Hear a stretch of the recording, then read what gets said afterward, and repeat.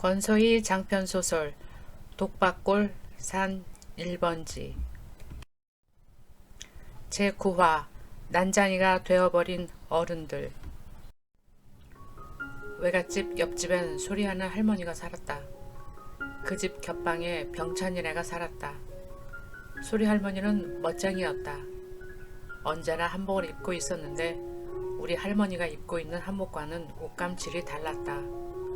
외할머니가 입는 치마는 뻣뻣한 무명 치마였지만 소리 할머니 치마 저고리는 얇고 보드라워 보였다.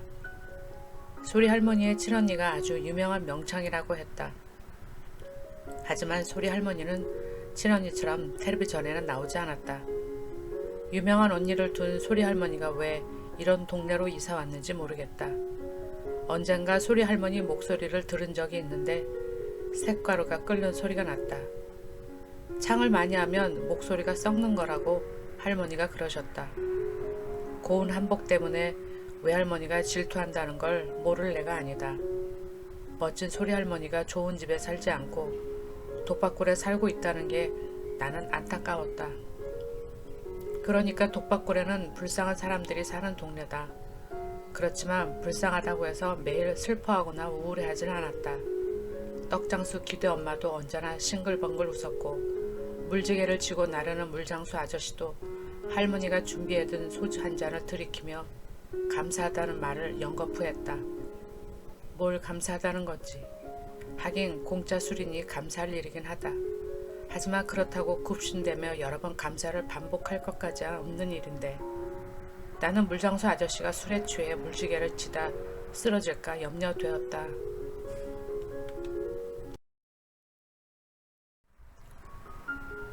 수도관이 연결되지 않아 독박골의 겨울철은 물을 길어다 먹는 게 제일 큰 어려움이었다.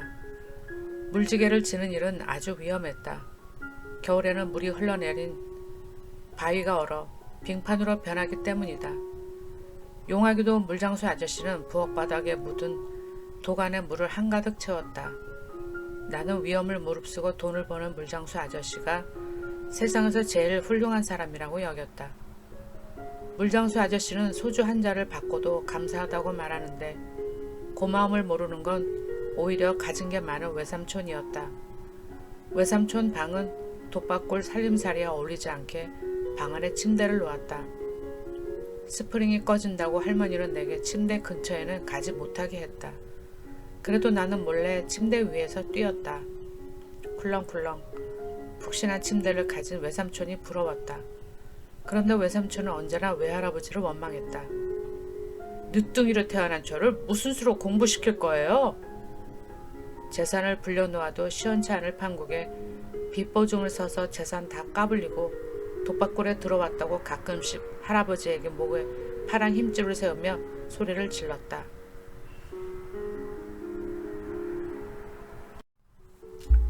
외삼촌의 발작이 시작되면 외할머니는 귀대어멈을 불렀다. 귀대어멈은 떡 강주리를 머리에 이고 이곳저곳으로 떡을 팔러 다녔다.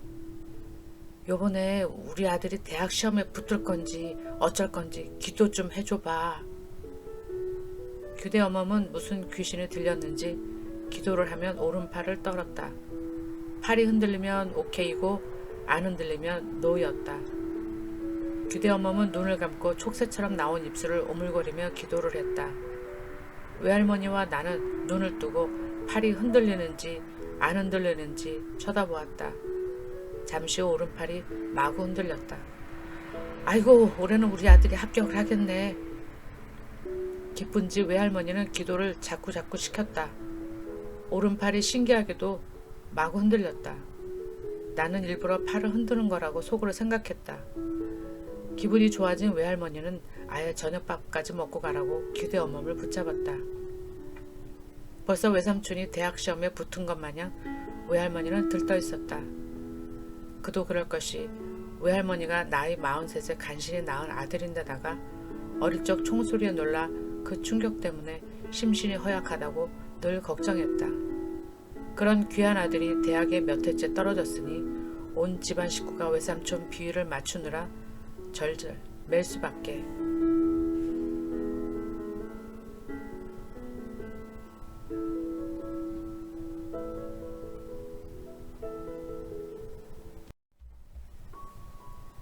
외삼촌이 경기를 하듯 소리를 지를 때마다 외할아버지는 까만 얼굴색을 하고 뒤뜰로 나가셨다. 그리고 한참 만에 돌아오셨다. 나는 외삼촌의 하얗게 질린 얼굴과 외할아버지의 까만 얼굴을 번갈아가며 봤다. 외할아버지가 아프게 된 건 다 외삼촌 때문이다. 아니 결정적으로 외할아버지가 자리에 몸 좀 눕게 된 건 복실이 때문이었는지 모른다. 외갓집은 개를 키웠다. 복실이라는 누런 개였는데 외할아버지가 유독 아꼈다. 잡종이긴 해도 똥을 먹지는 않았다. 덩치는 무지 큰 게 애교는 어찌나 많은지 할아버지만 나타나면 사방팔방 털가루를 휘날리며 온몸을 흔들어댔다. 꼬리를 흔들며 빳빳한 성기가 덩달아 징그럽게 흔들렸다. 외할아버지는 개만 좋아한 게 아니고 새도 좋아했다. 십자매 한 쌍을 넣은 새장에 차조를 넣어주고 물을 갈아주었던 것도 모두 외할아버지 담당이었다. 게다가 닭까지 키웠는데 가엾게도 하룻밤 자고 일어났더니 피 묻은 깃털만 남기고 없어졌다. 닭이 사라져서 그런지 외할아버지는 더욱 개에게 정성을 다하셨다.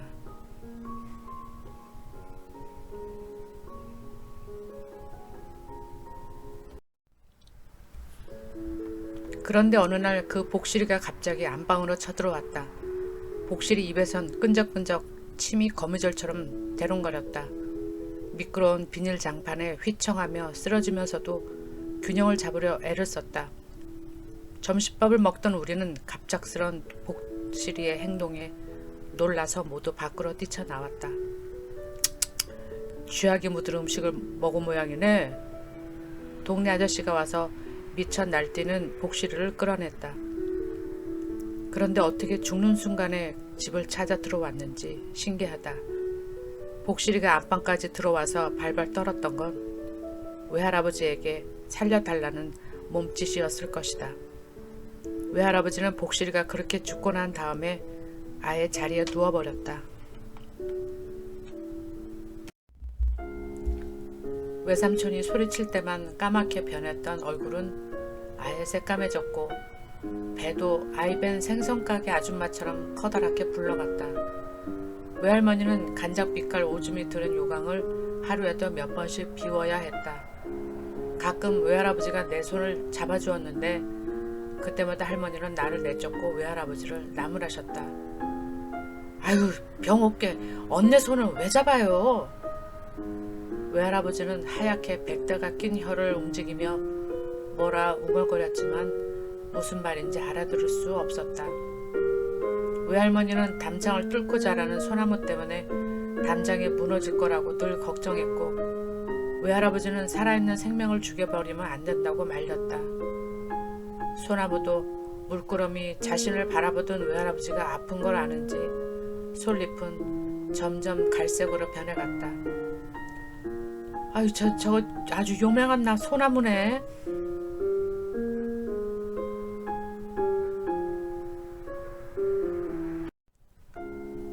닭장 안에 닭들이 죽고 복실이가 죽고 그리고 외할아버지가 돌아가셨다. 장례를 치르고 난 후에 외할머니는 혼자 자기 무섭다고 외삼촌과 함께 잤다. 할머니 왜 할아버지가 계셨던 방에 못 들어가? 그건 죽은 사람하고 정을 떼느라 그러는 거야. 왜 정을 떼야 돼? 안 그러면 자꾸 죽은 사람이 생각이 나거든. 그래서 그런지 나는 죽은 외할아버지 생각이 자꾸 나서 눈물이 났다. 그리고 보고 싶었다. 그렇다고 억지로 할아버지와 정을 떼고 싶지 않았다. 그런데 외할머니는 더 이상 외할아버지 생각은 하고 싶지 않은지 아예 방을 복덕방에 내놨다. 복덕방 아저씨는 하루에도 몇 번씩 사람들을 데리고 찾아왔다.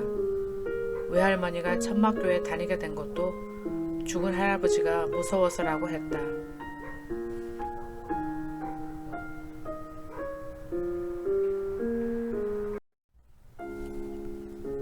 내게도 천막교회를 가게 된 이유는 있었다. 결애가 산을 타다가 사고를 당하고 말았다. 뜻밖의 겪게 되는 충격은 사람을 겁쟁이로 만들었다. 산에만 오르면 온 세상을 다 가진 것 같이 자신만만했는데 결애가 산에서 내려오다가 그만 바위에서 미끄러진 것이다. 얼굴이 피범벅이 된 겨울의 얼굴은 보기에 끔찍했다. 이마가 찢어져서 병원에 가서 꿰매야 했다. 그 사고 이후로는 산에는 자주 올라가지 않았다. 엄마가 사고 난다고 가지 말라고 신신당부했기도 했고 산 대신 교회에 가는 걸로 노래를 바꾸었다. 하지만 일주일에 한 번 가는 교회는 아쉬웠다.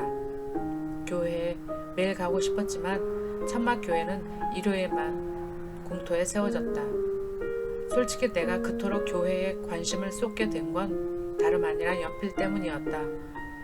교회에 출석하면 상으로 연필을 한 자루 받을 수 있었다. 나는 머릿속으로 일요일에 교회에 오면 받을 연필 개수를 계산했다. 그래서 교회에 열심히 다니기로 마음먹었다. 게다가 목사님은 친구를 데려온 사람에게는 상으로 공책도 나눠주겠다고 했다. 그래서 나는 열심히 동네 친구들을 끌어모았다.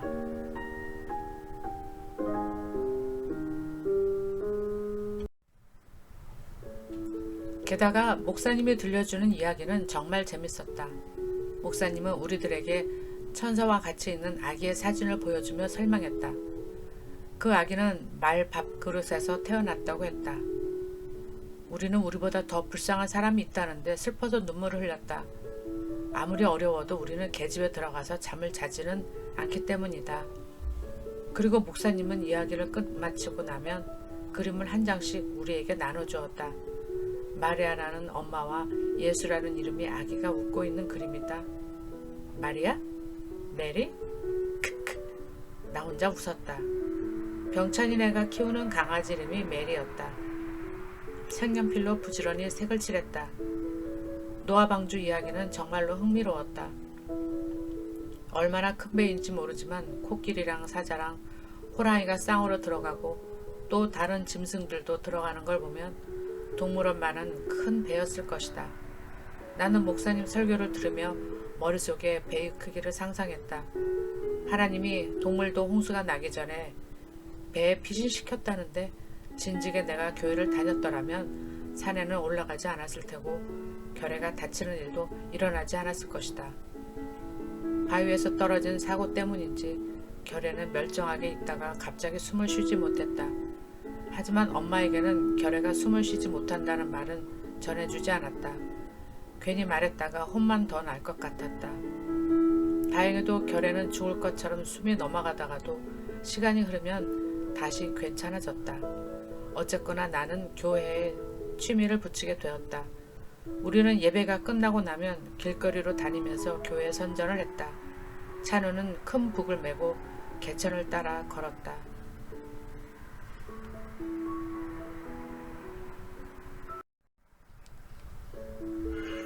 친구들의 손을 맞잡고 찬우의 뒤를 따랐다.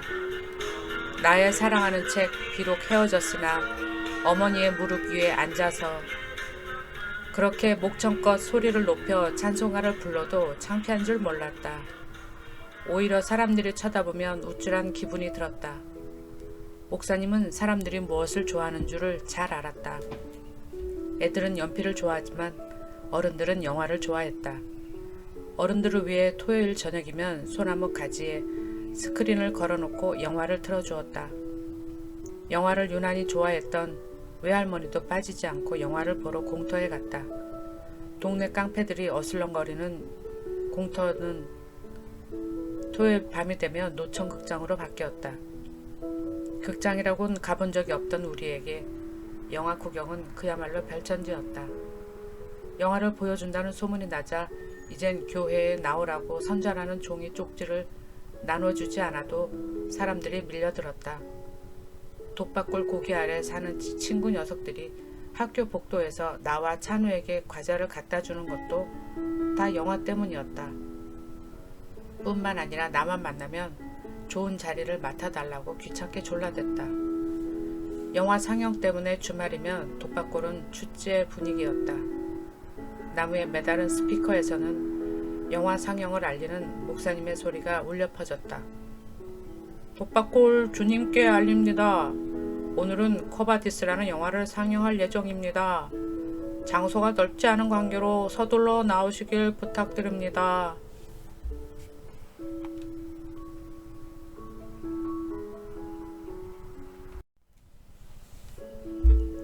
토요일 저녁이 되면 밥숟가락을 놓자마자 사람들은 공터로 몰려들었다. 푸르른 꽁지를 팔랑이며 날아다녔던 개똥벌레는 영화 스크린에서 뿜어지는 빛 때문인지 한 마리도 보이지 않았다. 앞자리는 대체로 아이들 차지였다. 맨 앞줄은 찬우와 내가 여분으로 여러 자리를 미리 맡아놓았다. 평소에 나한테 잘해주었던 친구들을 위해서다. 자리 때문에 친구들끼리 말다툼이 생기기도 했지만 그럴 때마다 우리가 나서서 아이들의 시비를 가려주었다. 목사님이 원래 영화배우 출신이래. 어쩐지 생김이 뭔가 다르다 했어. 근데 어떻게 목사가 됐대? 이거 글쎄 그건 나도 잘 모르겠어. 무슨 사연이 있겠지. 어른들은 확실히 우리 조물애기들하고는 달랐다. 우리는 연필 한 자루와 공책에만 관심을 두었는데 동네 사람들은 목사님에게 관심을 두었다. 독박굴에 젊은 남자가 들어온 것도 화제지만 더군다나 영화를 만드는 사람이었다는 건 우리에게도 놀라운 정보였다.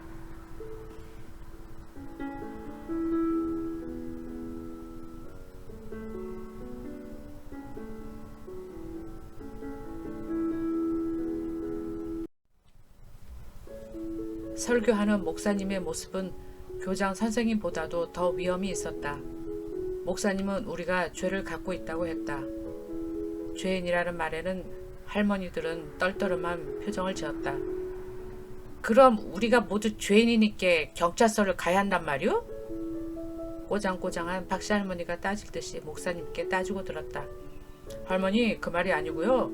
우리가 영적으로 죄인이 되었다는 말이에요. 그 죄를 위해 예수 그리스도가 십자가에 달려 죽으셨으니 교회에 와서 예수님을 믿으면 그 죄가 용서를 받아요. 우리가 시키지도 않았는데 왜 십자가에 달린대야? 십자가는 또 뭐고? 이스라엘이라는 나라에서는 흉악범에게는 십자가에서 죽는 형벌을 내리는데 예수님은 죄가 없이 그 십자가 형벌을 받았어요.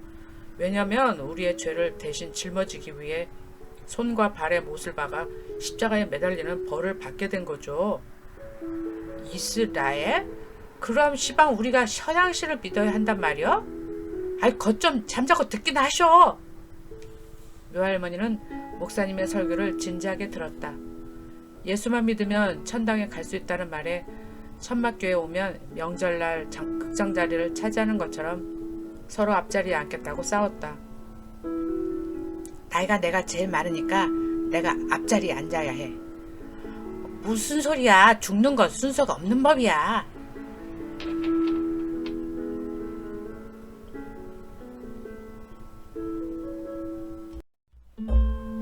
초겨울 햇살은 참새혀처럼 짧았다. 날씨가 추워지자 공터에 예배를 보러 오는 사람들도 점점 줄어들었다. 교인이 점점 줄어서 그런지 목사님은 집집마다 신방을 다녔다. 갈 때마다 우리를 데리고 다녔다. 왜냐면 우린 산속을 손바닥처럼 꿰고 있었기 때문이다. 울타리로 없이 맞바로 창호지 문이 보이던 담집, 꺼멓게 거슬린 돌멩이가 한가운데 놓여있던 계곡잇집, 북한산 계곡으로 올라가는 사람들에게 커피를 타주던 빨간 천막집, 포도밭 너머에 있는 쓰러질 듯 허술한 토담집. 물론 우리 집에도 목사님은 찾아왔다. 하지만 아버지의 표정은 바위만큼이나 단단했다. 아버지는 대꾸도 없이 뒷짐을 주고 먼 산을 바라봤다. 나는 행여나 아버지가 목사님을 두들겨 팰까봐 조마조마했다. 나는 목사님께 다른 집에 가자고 팔을 잡아 끌었다. 뒤도 돌아다보지 않는 아버지에게 꾸벅 인사를 하는 목사님이 가여워 보였다.